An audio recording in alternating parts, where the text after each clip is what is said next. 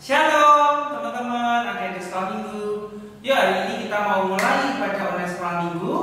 Sebelumnya kita mau berdoa ya teman-teman. Yuk kita mau berdoa bersama-sama. Tuhan Yesus, terima kasih untuk kasih setia Tuhan di dalam kehidupan kami. Tuhan, sebentar kami akan memulai ibadah online sekolah minggu pagi ini. Ya Tuhan yang sertai, Tuhan yang pimpin ibadah ini dari awal, pertengahan, dan akhirnya. Terima kasih Tuhan Yesus, di dalam nama Tuhan Yesus kami sudah berdoa dan ucap syukur. Amin. Halo teman-teman, shalom. Yuk, pagi ini kita mau bersama-sama bersukacita. Hari ini kita mau bersama-sama memuji Tuhan karena Tuhan Yesus sangat baik di dalam kehidupan kita. Happy ya, happy. Yuk kita mau bersama-sama memuji Tuhan.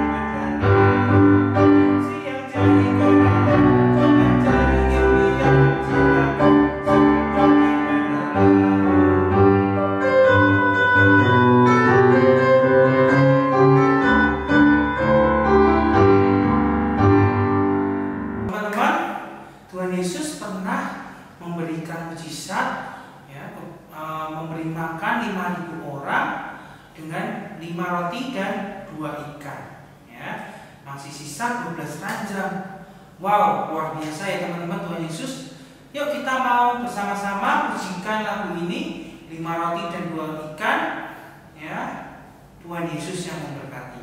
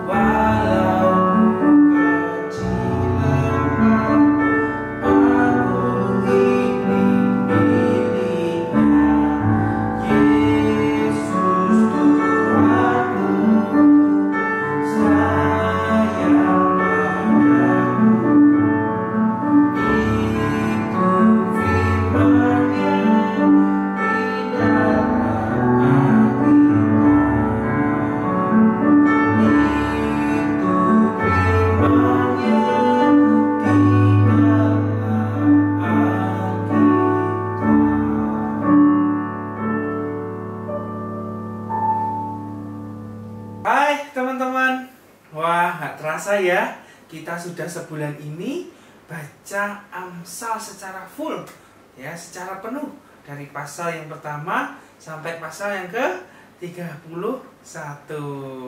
Wah, keren ya teman-teman. Ya, terima kasih untuk teman-teman yang sudah ikuti program Basari ya, baca Amsal setiap hari dari pasal yang pertama sampai pasal yang ke-31.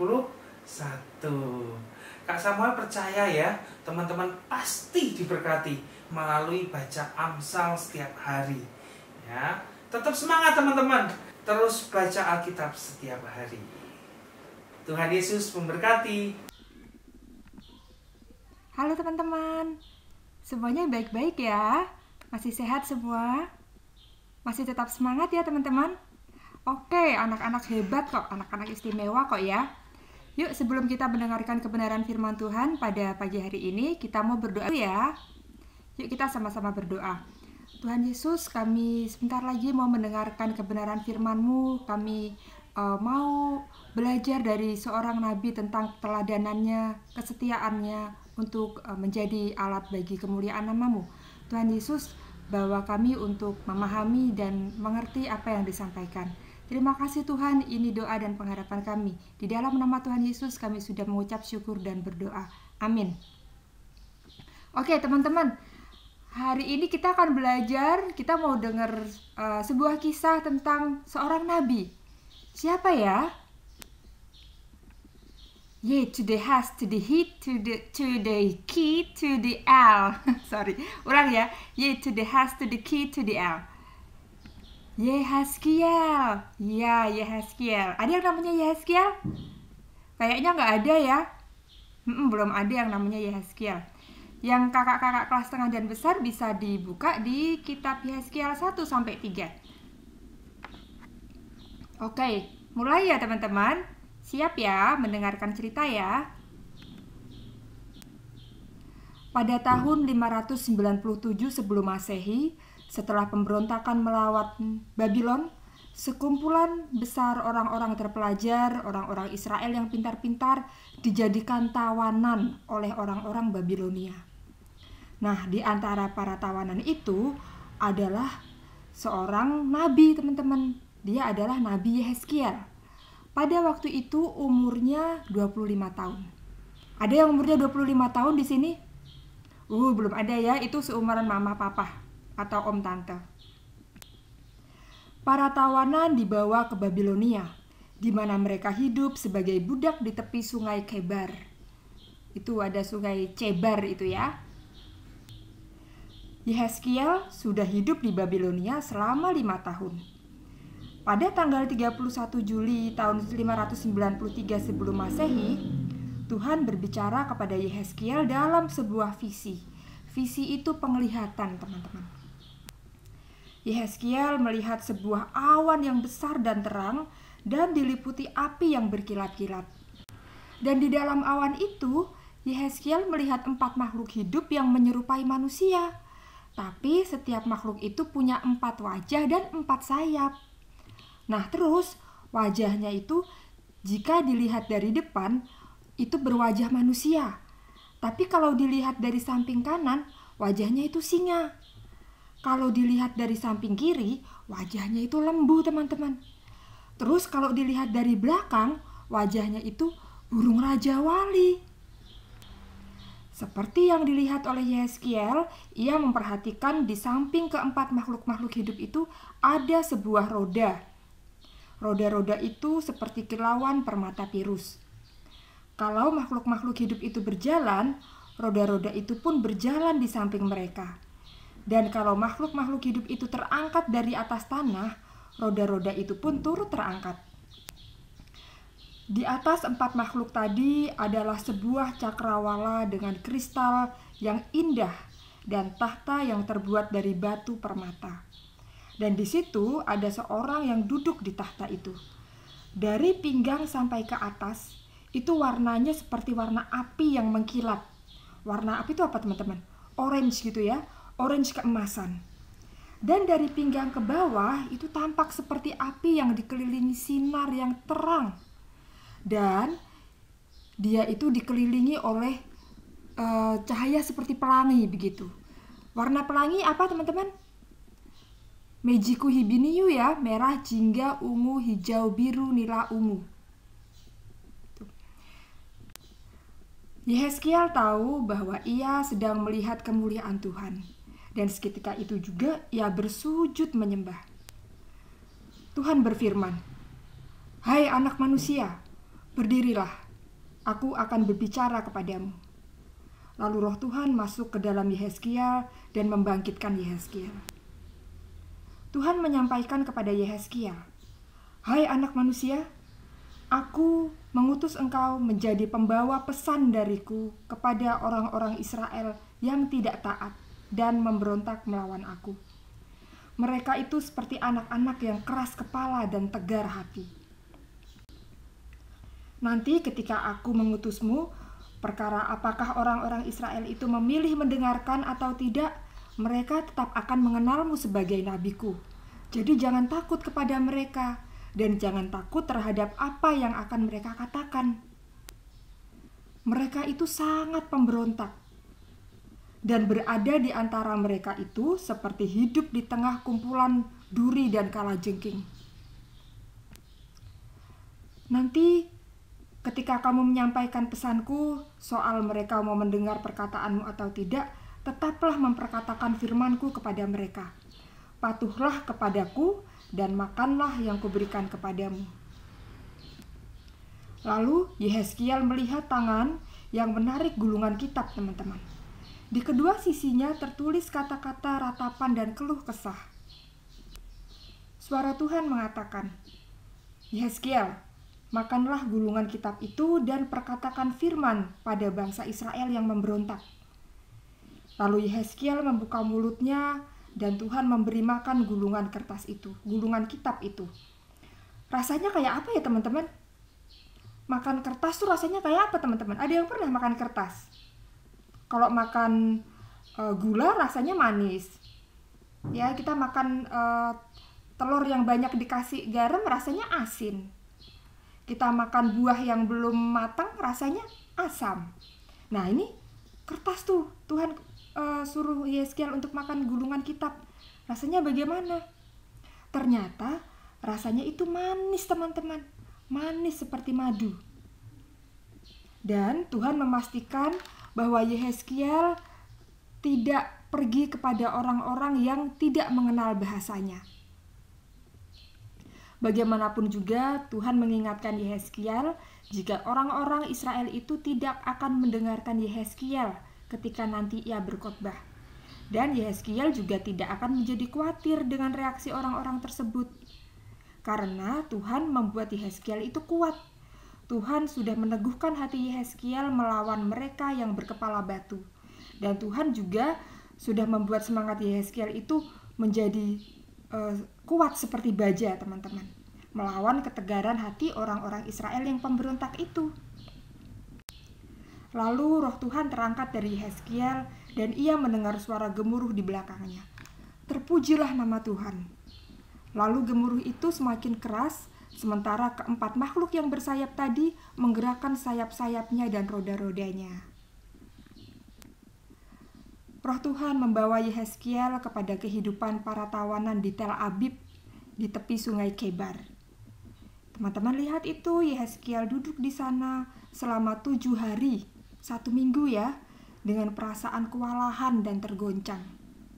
Tapi Yehezkiel tahu bahwa Tuhan yang mengutusnya adalah Tuhan yang memberi dia kekuatan juga. Setelah 7 hari, Tuhan berbicara kepada Yehezkiel lagi. Yehezkiel, kau harus mengatakan peringatan yang aku beri kepadamu, bahwa jika aku berkata kepadamu untuk memperingatkan kepada orang jahat, bahwa mereka akan binasa. Kalau kamu gak mau bilang begitu sama orang-orang yang jahat yang pemberontak itu, maka kamu harus bertanggung jawab apabila mereka mati. Tapi jika kamu memperingatkan mereka tentang apa yang akan kulakukan kepada mereka, tapi mereka tidak mendengar, itu bukan kesalahanmu. Yang penting tugasnya Yehezkiel itu menyampaikan pesan yang disampaikan Tuhan kepada Yehezkiel untuk orang-orang Israel yang pemberontak tadi, teman-teman. Lalu Yehezkiel berdiri dan pergi ke lembah. Dan tiba-tiba Yehezkiel melihat sekali lagi kemuliaan Tuhan. Lalu Yehezkiel tersungkur ke tanah. Lalu roh Tuhan masuk ke tubuh Yehezkiel dan menegakkan kakinya. Tuhan menyuruh Yehezkiel pergi dan mengurungnya di rumah. Tuhan berkata, "Aku akan membuat lidahmu melekat pada langit-langitmu sehingga engkau menjadi bisu.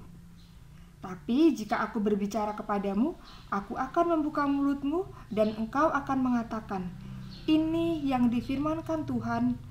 Orang yang mau mendengar, biarlah ia mendengar, dan orang yang menolak, biarlah ia menolak, sebab mereka adalah kaum pemberontak." Nah, teman-teman, bagaimanapun juga Tuhan tetap memakai Yehezkiel sekalipun Yehezkiel itu dijadikan Tuhan bisu. Karena pesan dari Tuhan, firman Tuhan harus tersampaikan. Tadi ya caranya Tuhan membuat Yehezkiel bisu karena Yehezkiel tuh ketakutan, teman-teman. Nggak pede gitu ya. Tapi Tuhan tetap menggenapi janjinya. Ketika Tuhan mau berbicara kepada bangsa Israel yang pemberontak tadi, Tuhan membuat mulut Yehezkiel itu berbicara, tapi yang berbicara sesungguhnya adalah Tuhan. Itu kalau Tuhan mau pakai seseorang. Di sisa hidupnya, Yehezkiel menjadi nabi yang menyampaikan apa yang Tuhan firmankan kepada orang-orang Israel yang pemberontak. Yehezkiel punya penglihatan-penglihatan di masa depan dan memperingatkan orang-orang Israel tentang penghakiman Tuhan kepada mereka karena ketidaktaatan. Jadi yang tidak taat itu nanti akan menerima penghakiman Tuhan. Yehezkiel juga mengatakan kepada orang-orang Israel yang memberontak tentang janji Tuhan untuk membawa mereka kembali ke tanah airnya jika mereka bertobat dan berbalik kepada Tuhan. Jadi Tuhan itu, teman-teman, Tuhan itu nggak cuma menghakimi orang yang nggak taat, tapi Tuhan juga memberikan janji. Kalau mereka mau kembali kepada Tuhan, mau berbalik dari jalan mereka yang salah, meninggalkan dosa-dosa mereka, Tuhan juga akan memberi hadiah. Tuhan juga akan memberi kesejahteraan karena mereka sudah berbalik kepada Tuhan. Nah, teman-teman, Yehezkiel adalah manusia biasa, sama seperti kita. Tapi Yehezkiel memberi dirinya dipakai oleh Tuhan untuk menyampaikan peringatan dan janji Tuhan kepada orang-orang yang suka memberontak Tuhan. Tentu saja ini bukan tugas yang biasa-biasa aja loh, teman-teman. Bahkan Yehezkiel pun merasa enggan dan gak yakin mau melakukannya. Tapi bagaimanapun juga, rencana Tuhan tidak pernah gagal dan tidak bisa digagalkan oleh apapun. Tuhan yang mengutus Yehezkiel, Tuhan juga yang memberi kekuatan dan kemampuan kepada Yehezkiel untuk memberi peringatan pertobatan kepada kaum pemberontak. Ya. Nah, teman-teman, ketika Tuhan mau memakai kita sebagai alatnya, Tuhan juga memberi kita kemampuan untuk melakukannya. Tinggal kita mau apa enggak dipakai sama Tuhan, melayani Tuhan, memberitakan kasih Tuhan dalam kehidupan kita dan teman-teman kita. Melayani Tuhan itu upahnya besar di surga loh, teman-teman.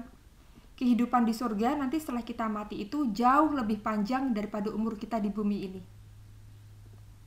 Yuk teman-teman, kita mempersiapkan diri kita ya untuk mau melayani Tuhan lewat bidang apapun yang teman-teman bisa lakukan. Nah teman-teman, ayat masnya dari Yehezkiel 3 ayat 17. Yehezkiel 3 ayat 17. Hai anak manusia, aku telah menetapkan engkau menjadi penjaga kaum Israel. Bila mana engkau mendengarkan sesuatu firman daripadaku, peringatkanlah mereka atas namaku. Yehezkiel 3 ayat 17. Nanti dikirim ya videonya. Oke teman-teman, sebelum kita menutup dalam doa, Kanita mau menyampaikan selamat ya teman-teman sudah berhasil melewati 1 bulan ini dengan membaca kitab Amsal. Berarti teman-teman sudah selesai itu kitab Amsalnya ya kan?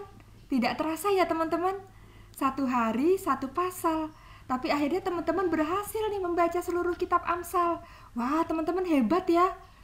Nah, kalau kitab Amsal saja teman-teman sudah bisa membaca semua sampai habis, berarti kitab-kitab yang lain teman-teman juga bisa. Minta tolong mama papa untuk membacakan ya. Dan nanti teman-teman bisa memilih ayat hafalannya. Tapi itu nanti teman-teman lakukan sendiri dulu, karena guru-guru sekolah minggu belum punya program untuk itu. Tapi terus membaca Alkitab ya. Yuk teman-teman, kita berdoa ya. Tuhan Yesus, kami mengucap syukur untuk mendengar kisah tentang Nabi Hezkiel yang memberi dirinya pada usia yang masih muda untuk melayani Engkau, untuk menjadi penjaga bagi bangsa Israel yang memberontak. Tuhan, kami anak-anak-Mu yang masih kecil-kecil ini juga rindu untuk melayani Engkau. Saat ini mungkin belum banyak yang bisa kami lakukan Tuhan, tapi ketika nanti kami bisa meraih cita-cita kami akan melayani Engkau lewat profesi kami, lewat pekerjaan, lewat profesi yang Tuhan percayakan kepada kami. Ajari kami Tuhan untuk punya hati melayani Engkau, melayani sesama. Terima kasih Tuhan Yesus, ini kerinduan kami. Tuhan berkati papa mama, berkati kakak, berkati adik, berkati saudara-saudara kami dan guru-guru kami. Biarlah kami semua tetap sehat dalam perlindungan-Mu. Dan Tuhan tetap beri kami penghiburan, juga semangat dalam menghadapi masa pandemi ini. Terima kasih Tuhan, berkati kami semua. Dalam nama Tuhan Yesus kami sudah mengucap syukur dan berdoa. Amin.